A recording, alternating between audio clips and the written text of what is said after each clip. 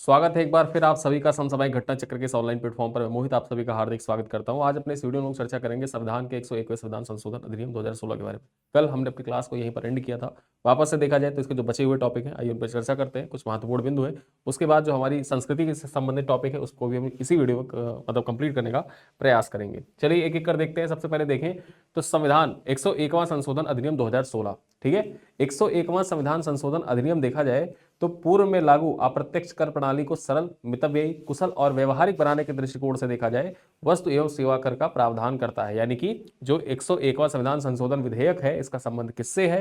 तो इसका संबंध है जीएसटी से, वस्तु एवं सेवा कर से है। परीक्षा में आपके डायरेक्टली सवाल पूछे कि जीएसटी अधिनियम का संबंध कौन से संविधान संशोधन विधेयक से, कौन से संविधान संशोधन अधिनियम से था, तो याद रखिएगा कि जो 101वां संविधान संशोधन अधिनियम था उसी से इसका संबंध था, ठीक है। ये पॉइंट आपको याद रखना है। यहां पर देखा जाए तो 8 सितंबर 2016 को संविधान का जो 122वां संविधान संशोधन विधेयक पेश किया गया था। अब यहां पर देखो विधेयक और अधिनियम में अंतर हो गया। 122वां संविधान संशोधन विधेयक था। विधेयक कौन सा होता है कि जब संसद में कोई कानून पास करने के लिए, कोई कानून बनाने के लिए जब विधेयक रखा जाता है तो मतलब कोई प्रस्ताव रखा जाता है तो उसको विधेयक कहा जाता है।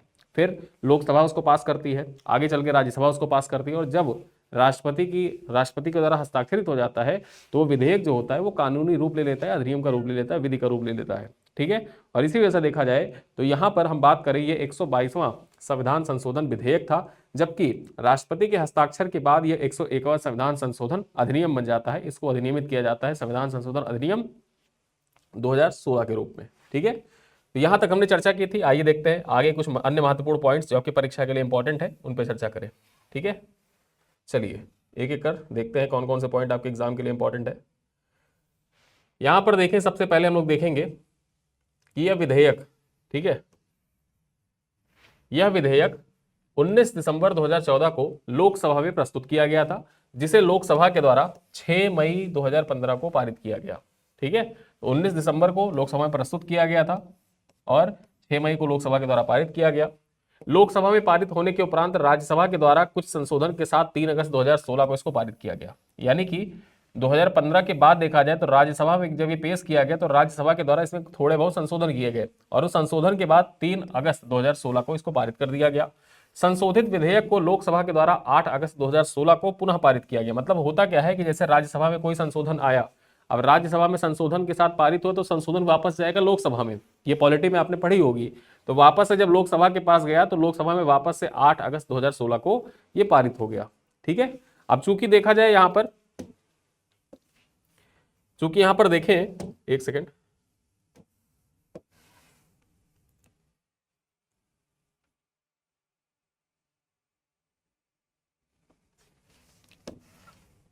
चूंकि ये विधेयक जो था संघ और राज्य दोनों से संबंधित था। जीएसटी जैसे आप जानते हैं, कल मैंने आपको बताया था इंटीग्रेटेड जीएसटी, फिर जो सेंट्रल जीएसटी है और राज्य जीएसटी के बारे में। तो यहां पर जो जीएसटी का ये अधिनियम या विधेयक था इसका संबंध राज्य और संघ दोनों से था, ठीक है। अब संघ राज्य दोनों से था तो ऐसे में खास बात यह थी कि इसका लोकसभा तथा राज्यसभा से जो पारित होना है वो तो होना ही है, इसके साथ साथ में आधे से अधिक राज्यों का, कम से कम देखा जाए आधे राज्यों का अनुसमर्थन आवश्यक था। यानी कि आधे राज्य इसका समर्थन करें तब जाके ये अधिनियम का रूप लेगा। यहां पर देखा जाए तो केंद्रीय जीएसटी कानून को भारत के राष्ट्रपति ने 12 अप्रैल 2017 को सहमति प्रदान की या हस्ताक्षरित किया था। ये पॉइंट आपके पूछा जा चुका है। यूपी पुलिस में 2018 में सवाल आया हुआ था कि जो जीएसटी था, ठीक है, जीएसटी कानून, इस पर राष्ट्रपति का हस्ताक्षर कब हुआ? तो याद रखिएगा यहां पर 12 अप्रैल 2017 को हुआ था, ठीक है। चलो आगे देखते हैं। असम जो था ये जीएसटी को अनुसमर्थन देने वाला पहला राज्य था। महत्वपूर्ण हो जाता है यहां पर, ये पॉइंट याद रखिएगा कि जीएसटी को अनुसमर्थन देने वाला, यानी कि जीएसटी जो कानून था इसको अनुसमर्थन देने वाला, जो आधे से अधिक राज्यों का समर्थन चाहिए होता है, उस आधे से अधिक राज्यों में सबसे पहले समर्थन देने वाला राज्य कौन सा था? तो असम था, ठीक। इस पॉइंट को याद रखना है।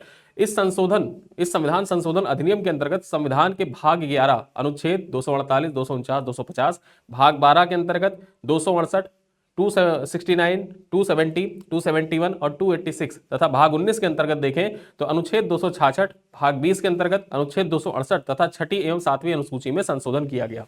यहाँ पर ये पॉइंट इंपॉर्टेंट हो जाता है, इसको आप याद करके रखिएगा कि जो जीएसटी कानून आया था इसके अंतर्गत कौन कौन से संविधान के जो अनुच्छेद थे, भाग थे, वहां पर संशोधन किया गया था। ठीक है, तो यहाँ पर जो भाग 11 था उसके अनुच्छेद 248 में, 249 और 250 में संशोधन किया गया। भाग 12 में देखा जाए तो 268, 269, 270, 271, 286 में संशोधन किया गया।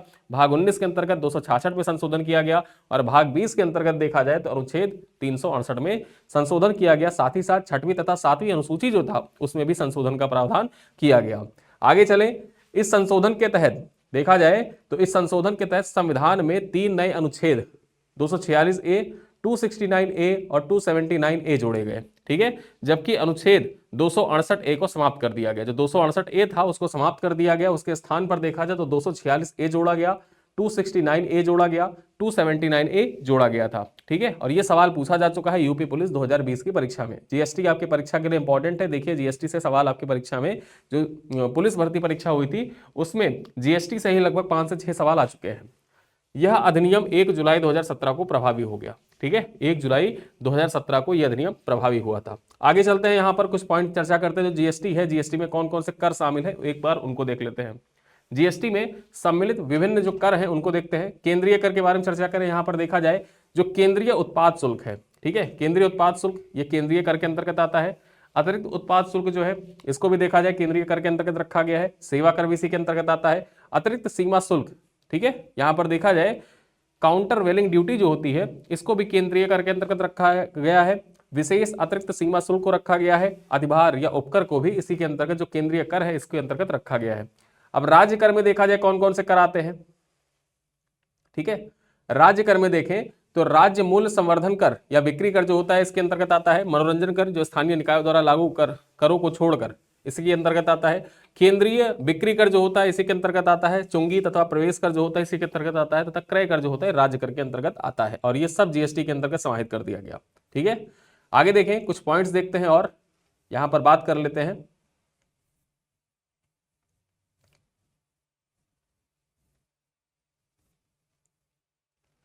जो विलासिता का कर होता है, विलासिता का कर, लॉटरी सट्टा जुए पर जो कर लगता है, अधिभार और उपकर, ये सब राज्य कर के अंतर्गत समाहित कर दिया गया, यानी कि स्टेट जीएसटी के अंतर्गत इसको समाहित कर दिया गया। अब यहां पर एक पॉइंट ये याद रखिए कि जीएसटी के दायरे के बाहर रखी गई कुछ वस्तुएं हैं। कौन कौन सी वस्तुएं जो जीएसटी के दायरे के अंतर्गत नहीं आती हैं, यानी कि कौन कौन से ऐसे सामान है, कौन कौन से ऐसे गुड्स हैं जो गुड्स एंड सर्विस टैक्स के अंतर्गत नहीं आती है। उनमें सबसे पहला पॉइंट यहां पर चर्चा करें तो मानवीय उपयोग के लिए नशीली शराब पर कर।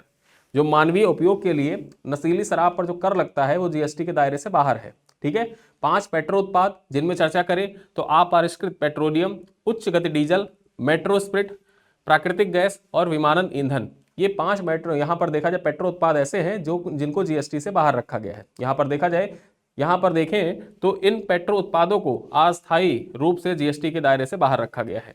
जीएसटी परिषद इन पेट्रोलियम उत्पादों को जीएसटी में शामिल करने की तिथि की सिफारिश करेगी। ठीक है, यहां पर देखा जाए ये जो पेट्रो उत्पाद है, जीएसटी परिषद का काम ये होगा कि आगे चल के भविष्य में इन पेट्रो उत्पादों को जीएसटी के अंतर्गत लाया जाए या नहीं लाया जाए, उस पर देखा जाए विचार किया जाएगा। ठीक है, चलिए आगे देखते हैं। जीएसटी परिषद का नाम आया है तो जीएसटी परिषद के बारे में कुछ पॉइंट्स जान लेते हैं जो आपके एग्जाम के दृष्टिकोण से महत्वपूर्ण हो जाता है। संविधान के 101वें संविधान संशोधन अधिनियम 2016 के तहत संविधान के अनुच्छेद 279A जोड़कर वस्तु एवं सेवा कर परिषद, ठीक है, goods and service tax council का गठन का प्रावधान किया गया। इस अनुच्छेद के तहत इस अनुच्छेद के तहत देखा जाए तो राष्ट्रपति के द्वारा 12 सितंबर 2016 को जीएसटी परिषद के गठन को अधिसूचित कर दिया गया। इसका सचिवालय नई दिल्ली में स्थित है और इसकी संरचना तथा कार्य निम्नलिखित है। देखा जाए यहाँ पर जो जीएसटी काउंसिल है उसकी संरचना पे पहले चर्चा करते हैं। ठीक है, उसकी संरचना पे पहले चर्चा करें तो इसका अध्यक्ष कौन होगा। जो जीएसटी काउंसिल होता है उसका अध्यक्ष कौन होता है, जीएसटी काउंसिल का अध्यक्ष होता है केंद्रीय वित्त मंत्री। ठीक है, और उपाध्यक्ष कौन होगा, सदस्य में से कोई एक परिषद द्वारा विनिश्चित अवधि के लिए चुना जाएगा। जो उपाध्यक्ष होगा वो क्या होगा, जो सदस्य होते हैं उन्हीं के बीच से किसी एक व्यक्ति को उपाध्यक्ष चुना जाएगा। ठीक है, सदस्य कौन कौन से होंगे यहां पर देखें तो केंद्रीय राज्य मंत्री जो राजस्व तथा वित्त प्रभार का होगा वो यहां पर सदस्य के रूप में होगा। साथ ही साथ देखा जाए तो राज्यों के वित्त एवं कर मंत्री तथा वे जिन्हें राज्य नामित करे वो इसके अंतर्गत सदस्य के रूप में होंगे। ठीक है, आगे चले चर्चा करते हैं। तो अपना अगला पॉइंट क्या है, पूर्ण रूप से जीएसटी की सिफारिश जीएसटी परिषद के द्वारा की गई थी। पूर्ण रूप से जीएसटी की सिफारिश जो थी वो जीएसटी परिषद के द्वारा ही की गई थी। फिर आगे देखते हैं, भारत सरकार के सचिव राजस्व जीएसटी परिषद के पदेन सचिव होंगे। वर्तमान में संजय मल्होत्रा 21 जनवरी 2021 तक के देखा जाए, संजय मल्होत्रा जो है ये जीएसटी परिषद के सचिव हैं। अध्यक्ष जो होगा केंद्रीय उत्पाद एवं सीमा शुल्क बोर्ड है, इसको जीएसटी परिषद में स्थायी आमंत्रित सदस्य या गैर मतदान के रूप में शामिल किया जाएगा। यानी कि जो केंद्रीय उत्पाद तथा सीमा शुल्क बोर्ड है उसका जो अध्यक्ष होगा वो भी जीएसटी काउंसिल का स्थायी आमंत्रित सदस्य होगा, और इसको गैर मतदान यानी कि जो भी व्यक्ति इस पद पर आसीन होगा वो ऑटोमेटिक जीएसटी परिषद का सदस्य बन जाएगा। ठीक है, फिर आगे देखें, जीएसटी परिषद में अपर सचिव का एक पद तथा 4 कमिश्नर के पद का भी सृजन किया गया है। जीएसटी परिषद में 33 सदस्य हैं और इसकी अध्यक्षता केंद्रीय वित्त मंत्री के द्वारा की जाती है। यह सवाल आपकी परीक्षा में पूछा जा चुका है कि जीएसटी परिषद की अध्यक्षता कौन करता है और इसमें सदस्यों की संख्या कितनी होती है। वर्तमान में देखें तो पंकज कुमार सिंह अपर सचिव नियुक्त किया गया है। अमिताभ बच्चन को जीएसटी का ब्रांड एम्बेसडर के रूप में चुना गया था। याद रखिएगा, जब जीएसटी लागू हुई थी उस टाइम पर ब्रांड एम्बेसडर के रूप में किसको चुना गया था? तो जीएसटी परिषद के द्वारा देखा जाए तो अमिताभ बच्चन जो थे इनको ब्रांड एम्बेसडर के रूप में चुना गया था। ठीक है, तो यहां तक हमने देखा जो हमारा इकोनॉमी वाला सेक्शन था वो होता है यहां पर कंप्लीट।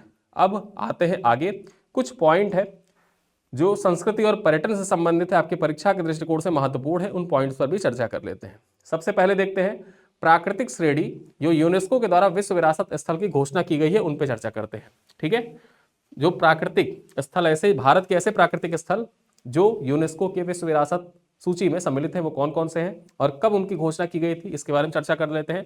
सबसे पहले देखें तो काजीरंगा राष्ट्रीय उद्यान, जो काजीरंगा राष्ट्रीय उद्यान है 1985 में इसको यूनेस्को की वर्ल्ड हेरिटेज साइट की जो सूची थी उसमें सम्मिलित किया गया था। ठीक है, फिर उसके बाद केवलादेव राष्ट्रीय उद्यान, इसको भी 1985 में ही शामिल किया गया। मानस वन्यजीव अभयारण्य जो था इसको भी 1985 में, यानी कि 1985 में 3 स्थल थे जिनको यूनेस्को की वर्ल्ड हेरिटेज साइट की जो सूची थी उसमें सम्मिलित किया गया था। ठीक है, कौन कौन से? काजीरंगा राष्ट्रीय उद्यान, केवलादेव राष्ट्रीय उद्यान, मानस वन्यजीव अभयारण्य। आगे चर्चा करें, यहां पर देखा जाए नंदा देवी और फूलों की घाटी राष्ट्रीय उद्यान, ये 1988-2005 में सीमाओं के महत्वपूर्ण संशोधन किया गया था। यहां पर बात कर ले तो 1988 में इसको सम्मिलित किया गया था और 2005 में देखा जाए तो इसकी जो सीमाएं थी उन सीमाओं में महत्वपूर्ण संशोधन किया गया था। तो नंदा देवी और फूलों की घाटी को कब सम्मिलित किया गया? 1988 में, और इसकी सीमाओं में संशोधन कब किया गया? 2005 में किया गया था। सुंदरबन राष्ट्रीय उद्यान जो पश्चिम बंगाल में अवस्थित है 1987 में शामिल हुआ, और वहीं पर जो पश्चिमी घाट है, ठीक है, पश्चिमी घाट सन 2012 में इसको यूनेस्को की वर्ल्ड हेरिटेज साइट में सम्मिलित किया गया। फिर आगे देखें, ग्रेट हिमालयन राष्ट्रीय उद्यान संरक्षित क्षेत्र जो है इसको 2014 में सम्मिलित किया गया था। तो ये यूनेस्को के अंतर्गत देखा जाए शामिल जो प्राकृतिक श्रेणी है उस प्राकृतिक श्रेणी में महत्वपूर्ण स्थल और उनका जो घोषित वर्ष है कि यूनेस्को की हेरिटेज सूची जो थी उसमें कब सम्मिलित किया गया था उसके बारे में हमने चर्चा की। ठीक है, अब यहां पर देखा जाए राज्य और संबंधित लोक नृत्य, कौन सा राज्य कौन सा लोक नृत्य होता है, ये सवाल आपकी परीक्षा में मिलान करने के लिए पूछता है या डायरेक्टली आपकी परीक्षा में पूछ सकता है। ठीक है, तो एक एक कर देखें। सबसे पहले हम चर्चा करेंगे झारखंड, एक तरफ राज्य दे रखा है दूसरी तरफ लोक नृत्य दे रखा है। ठीक है, तो झारखंड राज्य में देखा जाए तो कौन सा लोक नृत्य? छाऊ, सरहुल, जाट जाटिन, कर्मा मुंडा, बिरहोर। यहां पर देखा जाए जो बिरहोर होता है ये बिरहोर जनजाति के द्वारा किया जाता है। उत्तराखंड की चर्चा कर ले तो उत्तराखंड में देखा जाए तो छोलिया, कुमायूनी, कजरी, रासलीला। ठीक है, आंध्र प्रदेश की चर्चा करें, यहां पर देखा जाए तो आंध्र प्रदेश में कुचिपुड़ी जो शास्त्रीय नृत्य है, कोलाट्टम तथा छड़ी नृत्य यहां पर किया जाता है। ठीक है, आगे चर्चा करें मध्य प्रदेश में तो मध्य प्रदेश में मटकी, गनगौर, बधाई, बरेडा, नौराता, अहिराई, भगोरिया, सोला लारकी, ये सब नृत्य कहाँ के हैं? मटकी, गनगौर, बधाई, बरेडा, नौराता, ठीक है, अहिराई, भगोरिया और सेला लारकी, ये सब मध्य प्रदेश के नृत्य हैं। छत्तीसगढ़ की चर्चा कर ले तो यहां पर देखा जाए गौर मारिया, पंथी, राव नाच, ठीक है, रउआ नाच, फिर उसके बाद सुआ नाच, कर्मा, सैला, ये सब कहाँ के लोक नृत्य हैं? ये सब छत्तीसगढ़ के लोक नृत्य हैं। अजीलामू, रोप्पी, बुइया, हरकानी, पोपरी, चालो, पेनुगी, रेखमा पाड़ा, शेर, मोर नृत्य, ये सब कहाँ के हैं? ये सब अरुणाचल प्रदेश के हैं। उसी प्रकार से देखा जाए तो कयांग, राक्षस, बकयांग, चौहारा, झाझर, झूर, रास, ये सब कहाँ के हैं? ये सब हिमाचल प्रदेश के हैं। गोवा के कुछ लोक नृत्य देखें तो मांडव, तलगड़ी, गोफ, धनगार, लेम्पा नृत्य, ये सब कहाँ के हैं? ये सब गोवा के हैं। आगे देखें, असम के लोक नृत्य देख लेते हैं कौन कौन से हैं। गमोचा, बोडो, नट पूजा, नाग नृत्य, ये सब कहाँ के हैं? ये सब असम के हैं। उसी प्रकार पश्चिम बंगाल पे चर्चा करें तो काठी, जात्रा, बाउल, कीर्तन, ये सब कहाँ के हैं? ये सब पश्चिम बंगाल के हैं। केरल के कौन कौन से हैं? कथकली है, शास्त्रीय नृत्य है। फिर उसके बाद देखा जाए ओट्टम थुलल है, मोहिनी अट्टम है, ये सब कहाँ के हैं? केरल के हैं। और कथकली और मोहिनी अट्टम, ये सब सवाल आपकी परीक्षाओं में पूछे जा चुके हैं। ठीक है। मेघालय की बात करें तो मेघालय में कौन कौन से लोक नृत्य हैं? मेघालय में लोक नृत्य कौन कौन से हैं यहां पर देखें तो लाहो, फिर नोंगक्रोम, ये बांग्ला महोत्सव के दौरान खासी जनजाति के द्वारा किया जाता है। ठीक है। मणिपुर के बारे में चर्चा करें तो मणिपुरी एक शास्त्रीय नृत्य है, लाई हरि ओबा। फिर उसके बाद देखें कबुई, माओ, नागा, थांगता, ये सब कहाँ के नृत्य हैं? ये सब मणिपुर के नृत्य हैं। नागालैंड की बात कर ले यहां पर देखा जाए नागालैंड की तो बांस नृत्य, खैवा, लीम, नूरालीमा इत्यादि नागालैंड की है। उड़ीसा की बात करें तो ओडिसी, ये शास्त्रीय नृत्य है। फिर उसके बाद देखा जाए गोटीपुआ, रनापा, सवरी, घुमरा, मयूरभंज, छऊ, पाइका, ये सब उड़ीसा के नृत्य है। महाराष्ट्र की बात कर ले तो लावणी। ठीक है। लावणी, दशावतार, या जिसको आप बोहड़ के नाम से जानते हैं। दशावतार अभी देखा जाए तो ऑस्कर में नॉमिनेट भी की गई है। दशावतार एक मूवी थी, उसको नॉमिनेट भी किया गया है। महाराष्ट्र में, मराठी में बनी हुई मूवी है और मराठी की पहली मूवी है जिसको ऑस्कर में नॉमिनेट किया गया है, दशावतार, याद रखिएगा। ठीक है। फिर कोली नृत्य है, ललिता है, धनगरी है, धनगरी गाजा, पोवाड़ा, ये सब महाराष्ट्र के नृत्य हैं। कर्नाटक के यक्षगान है। अब ये यक्षगान देखा जाए आपकी परीक्षा के लिए महत्वपूर्ण इसलिए हो जाता है क्योंकि ये सवाल देखा जाए अभी RO 2023 का जो पेपर हुआ था RO 2023 उसमें पूछा गया था। ठीक है। तो कर्नाटक के कौन कौन से लोक नृत्य हैं? यक्षगान है, डुल्लू कुनिधा है, करगा है, लाम्बिबी है, और फिर उसके बाद देखा जाए वीरगस्से आदि इत्यादि जो है ये सब कर्नाटक के लोक नृत्य हैं। ठीक है। आइए चलते हैं आगे, कुछ अन्य महत्वपूर्ण पॉइंट पे चर्चा करते हैं जो आपके परीक्षा के लिए इंपॉर्टेंट भी है। सबसे पहले देखते हैं गुजरात। अब यहाँ पर जो गुजरात के नृत्य हैं उनको देख लेते हैं। गरबा है, डांडिया रास है, तिप्पनी है, जुरियानी है और डांगी है। पंजाब में भांगड़ा, गिद्दा, लुद्दी, धमला, ये सब किसके हैं? पंजाब के हैं। राजस्थान में घूमर, कलबेलिया, झूलन, तेरह ताली, और उसके बाद देखें भवई, चक्री, ये सब राजस्थान के हैं। मिजोरम में चर्चा करें तो खुअल्लम। ठीक है। खुअल्लम, चिराओ, सरल मकई, फिर उसके बाद देखा जाए चेल्लम। ठीक है। तो ये सब कहाँ के हैं? मिजोरम के हैं। आगे देखें जम्मू कश्मीर, राउफ, टंडारास, दमाली, ये सब कहाँ के लोग रहते हैं? जम्मू कश्मीर के हैं। तमिलनाडु में चर्चा करें तो भरतनाट्यम, करगम, कोलट्टम, कावड़ी, ये सब तमिलनाडु के हैं। उत्तर प्रदेश में रासलीला, चरकुला, रसिया, जैत इत्यादि, ये सब कहाँ के हैं? उत्तर प्रदेश के हैं। ठीक है। चलिए कुछ अन्य सांस्कृतिक तथ्यों पर चर्चा करें। यहाँ पर देखा जाए जो राष्ट्रीय संग्रहालय था, राष्ट्रीय संग्रहालय की स्थापना कब की गई? 1949 में की गई थी। राष्ट्रीय संग्रहालय की स्थापना वर्ष 1949 में की गई थी। राष्ट्रीय आधुनिक कला संग्रहालय की स्थापना देखा जाए तो नई दिल्ली में स्थित है और इसकी स्थापना वर्ष 1954 है। उसी प्रकार राष्ट्रीय अनुसंधान प्रयोगशाला, जिसको आप राष्ट्रीय सांस्कृतिक संपदा संरक्षण अनुसंधान प्रयोगशाला के नाम से जानते हैं, इसकी स्थापना 1976 में हुई थी। ठीक है। चलिए आगे देखते हैं, पर्यटन को बढ़ावा देने वाली कुछ महत्वपूर्ण लग्जरी ट्रेन है, उनके बारे में चर्चा कर लेते हैं। लग्जरी ट्रेन देखा जाए तो कौन कौन सी लग्जरी ट्रेन है जो पर्यटन को बढ़ावा देने के लिए चलाई गई भारत सरकार के द्वारा? पैलेस ऑन व्हील चलाई गई, द महाराजा एक्सप्रेस चलाई गई, द गोल्डन चैरियट चलाई गई, द डक्कन ओडिसी व्हील्स चलाई गई। देखा जाए दक्कन ओडिसी ट्रेन में पूर्णतः 5 सितारा होटल की सुविधाएं उपलब्ध थी और इसको अब बंद कर दिया गया वर्तमान में। ठीक है। तो यहाँ पर द डेक्कन ओडिसी व्हील चलाई गई थी। फिर उसके बाद देखें द फेरी क्वीन चलाई गई, महापरिनिर्वाण एक्सप्रेस चलाया गया, रॉयल ओरिएंट चलाया गया, रॉयल राजस्थान और यहाँ पर देखा जाए व्हील्स चलाया गया। ठीक है। तो ये कुछ महत्वपूर्ण जो पर्यटन को बढ़ावा देने के लिए महत्वपूर्ण ट्रेनें थी, इनके बारे में यहाँ पर बताया गया है। और देखा जाए द महाराजा एक्सप्रेस, आप जानते ही होंगे कि सबसे महंगी ट्रेन कौन सी है? भारत में चलने वाली 5 सितारा होटल की सुविधाएं यहाँ पर प्राप्त है। सबसे महंगी ट्रेन द महाराजा एक्सप्रेस है। अब कुछ संस्थान के बारे में चर्चा कर लेते हैं। संस्थान वो कहाँ पर स्थित है? संस्कृति एवं पर्यटन संस्थान के बारे में देखें, वो कहाँ पर अवस्थित है उसके बारे में चर्चा करेंगे। ललित कला अकादमी कहाँ पर अवस्थित है? नई दिल्ली में अवस्थित है। उस्ताद अलाउद्दीन खान संगीत कला अकादमी कहाँ पर अवस्थित है? ये भोपाल में अवस्थित है। ठीक है। संगीत नाट्य अकादमी कहाँ पर अवस्थित है? नई दिल्ली में अवस्थित है। राष्ट्रीय नाट्य विद्यालय कहाँ पर अवस्थित है? नई दिल्ली में अवस्थित है। इंदिरा गांधी राष्ट्रीय कला केंद्र कहाँ पर है? नई दिल्ली में है। सांस्कृतिक क्षेत्र एवं प्रशिक्षण केंद्र कहाँ पर है? नई दिल्ली में है। और उसके बाद हम देखें तो रामकृष्ण मिशन संस्कृति संस्थान कहाँ पर है? कोलकाता में है। राष्ट्रीय अभिलेखागार कहाँ पर है? राष्ट्रीय अभिलेखागार नई दिल्ली में है। और भारतीय मानव विज्ञान सर्वेक्षण कहाँ पर है? तो भारतीय मानव विज्ञान सर्वेक्षण कोलकाता में है। ये कुछ प्रमुख राष्ट्रीय और जो सांस्कृतिक तथा पर्यटन से संबंधित महत्वपूर्ण तथ्य थे, उन तथ्यों पर भी अपने इस वीडियो में चर्चा की हमने। ठीक है। और इसी के साथ जो इकोनॉमी वाला सेक्शन है वो पूर्ण रूप से होता है समाप्त। इकोनॉमी का सेक्शन पूर्ण रूप से होता है समाप्त। इकोनॉमी को हमने पूरी तरीके से जितना भी आपके जो कंटेंट दिया गया है होमगार्ड रिवीजन सीरीज के अंतर्गत जो आपको कंटेंट प्रोवाइड किया गया था, उस कंटेंट में जितनी चीजें सम्मिलित है सारी चीजों को हमने यहाँ पर इकोनॉमी के सेक्शन का पूरा कंप्लीट कर लिया है। ठीक है, अब यहाँ पर आज के इस क्लास के बाद देखा जाए इकोनॉमी का सेक्शन है वो कंप्लीट होता है। मैंने आपको इतिहास पढ़ा दिया पूरा, इकोनॉमी जितना सेक्शन दिया गया है वो पूरा सेक्शन इकोनॉमी का कंप्लीट कर दिया है, और जो अन्य क्लासेस बची हुई हैं उनको भी धीरे धीरे कर कंप्लीट कर दिया जाएगा। और इसी के साथ ये वाली क्लास जो हमारी आज की है वो होती है समाप्त। इसका पीडीएफ आपको व्हाट्सएप इसका जो क्लास पीडीएफ है वो पीडीएफ ऐप पर जहां पर आप वीडियो देखते हैं उसके जस्ट बगल में इसका ऐप पर लगा हुआ है। साथ साथ में इसकी हार्ड कॉपी तो आपको प्रोवाइड की जा चुकी है। ठीक है, इसकी हार्ड कॉपी ऑलरेडी आपको प्रोवाइड की जा चुकी है, तो वहां से हार्ड कॉपी से आप इसको पढ़ के रिवाइज भी कर सकते हैं। पूरा कंटेंट देखा जाए तो एग्जाम ओरिएंटेड है। इतना कंटेंट आप पढ़ लेते हैं तो आपको होमगार्ड की परीक्षा में देखा जाए तो बिल्कुल आप निश्चिंत रहें।